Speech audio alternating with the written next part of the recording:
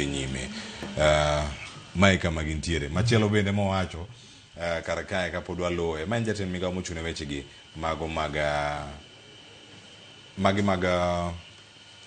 ochune weche mag omenda to sani wechegi mang'anyo. Owacho ka niero fuel strike is uncalled for. Owacho ni sirkal osebedo kae kadonjo e wechegi e shock mano mar nengo mosebedo kae kaluore. Anytime soon mani wach ma jatend piny Kenya chairo experts mage ma sumo ne paro osewacho ni gini to dhi nyaka June kama gintiere ka. Mane momiyo anyisi maber ni I'm not yet the government spokesman, ana chiemo na pacha ka ng'iyo kaka piny chalo.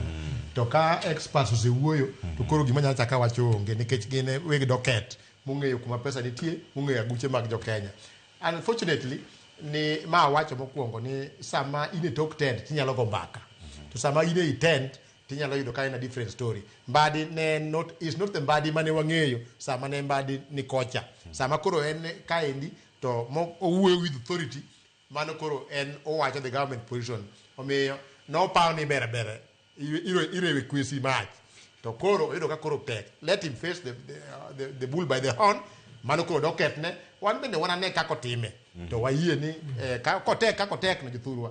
To watu mno kana jo kama an bima danga wacho onge da kwa ma jo piny ni ose wache ni entiere kama kata wadhi e ndara kata ok wadhi e ndara to Mbadi osenyiso wani en nyaka next review wabedu kode for the next 1 month utamore geche mo nyalo wapak manyalo waring godo to an ka chiko public to public ne mo nego bedni gidwok nwa nego maber kata ka gimedo kik gimede ahinya mondo wayud kaka wakonyre.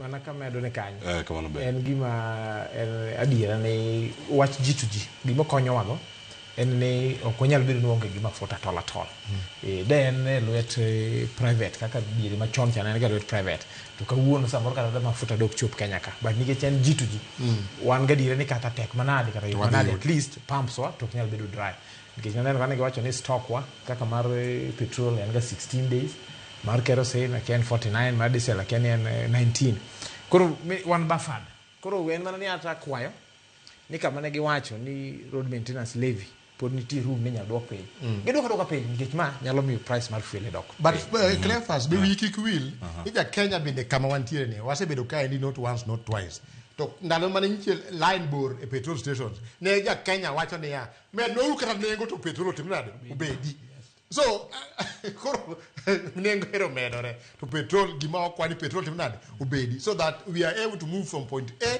to point B ka one stagnant ni koro ok nyalre to koro there will be a problem. Omiyo the price malo goendo is here to be with us. Gima kwa ni kakoro kako segeko no. To kare koro pump ginene fuel to be no pump.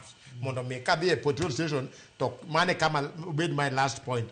Abed na nyalo chopo dala na kata nyalo chopo oda ka adonje petrol station na nyalo yudo.